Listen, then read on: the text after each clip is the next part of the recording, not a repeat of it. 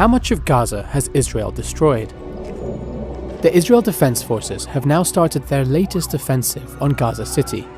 For Palestinians there and across the Strip, the land is now almost entirely uninhabitable. Almost all of Gaza is either controlled by the Israeli military or subject to its evacuation warnings. Most of the remaining population now lives within this small area.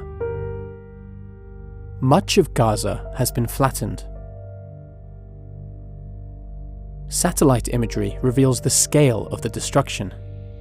A UN agency identified damage to more than 190,000 buildings. That's 70% of Gaza's pre-war structures. This destruction has left vast amounts of rubble across Gaza, an estimated 53.5 million tons.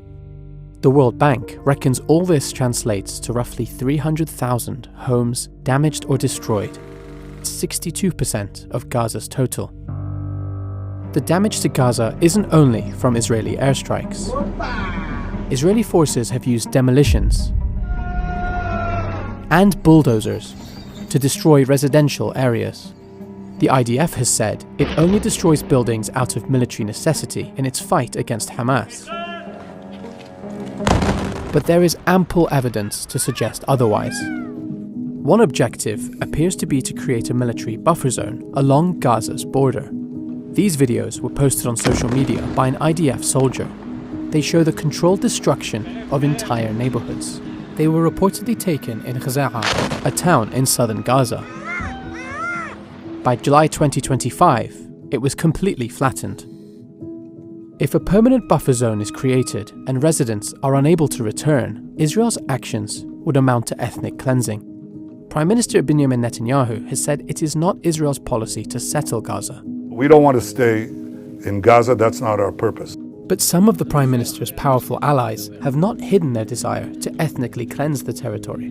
צה"ל ממשיך עוד לטהר ולהפוך כל אבן ולהשמיד תשתיות. האזרחים העזתים מרוכזים בדרום, מיואשים לחלוטין, מבינים שאין שם תוחלת ואין מה לחפש בעזה, ומחפשים רילוקיישן להתחיל חיים חדשים במקומות אחרים. People in Gaza have begun thinking the unthinkable. A survey conducted in May by a leading Palestinian pollster found that 43% of residents would be willing to emigrate at the end of the war. That's striking because Palestinians have a well-grounded fear that if they do manage to leave, Israel will never let them return. Israel's actions in Gaza are leaving Palestinians there with an impossible choice: be forced out or fight to survive in a place that's almost entirely uninhabitable.